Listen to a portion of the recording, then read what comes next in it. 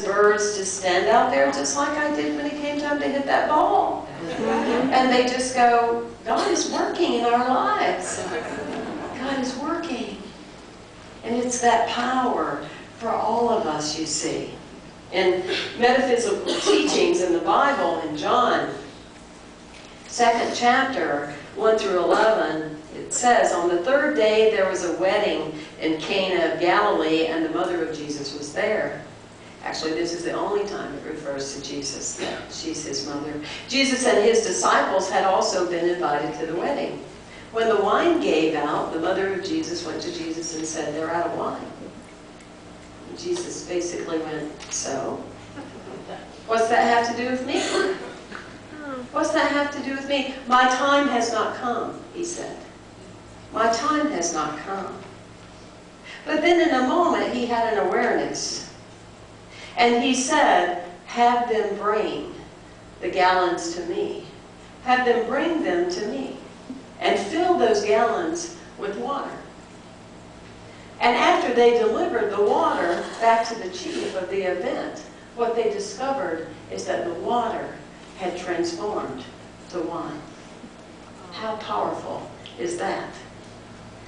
So it's very interesting when you look at the story of how an opportunity came forth, and in the first moment of being a human, Jesus said, it's not mine to do. How often do you do that? Right? Something comes, an opportunity, you're trying to figure out how to be more prosperous, you're looking for how to have greater love in your life, there's something that occurs and you go, well, I don't know if this is mine to do. But there's something within you that nudges you to say yes to your life. Because you see, these spiritual principles, they have very little meaning, as New Thought instructors and philosophers have told us, if they just are theory. And if we do not practice the opportunity to use them. So when we're looking at this situation, knowing that we can walk through it, often we go, no, I'm not interested in doing that. But what we hear on a soul level is, you must do this. You must do the very thing that you think you cannot do. Eleanor Roosevelt, right?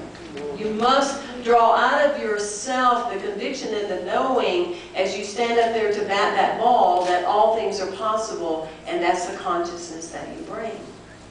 But if you look at this scripture, metaphysically speaking, it talked about a wedding, which is talking about the union.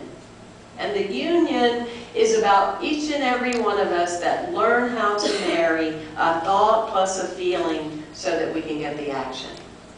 Not a thought, but a different set of feelings.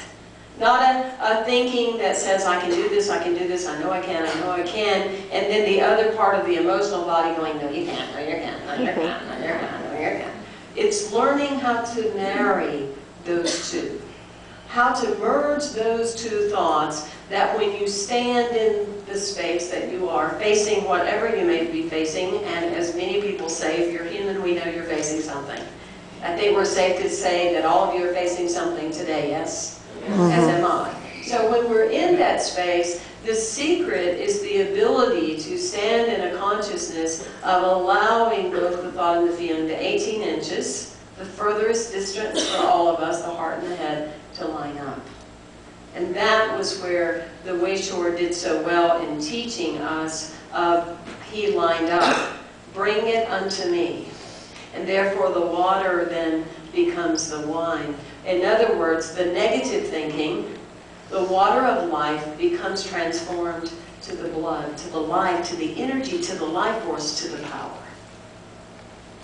This is part of our life path, each of us, is that we continue to walk in that space of clarity with conviction of the experiences that we go through.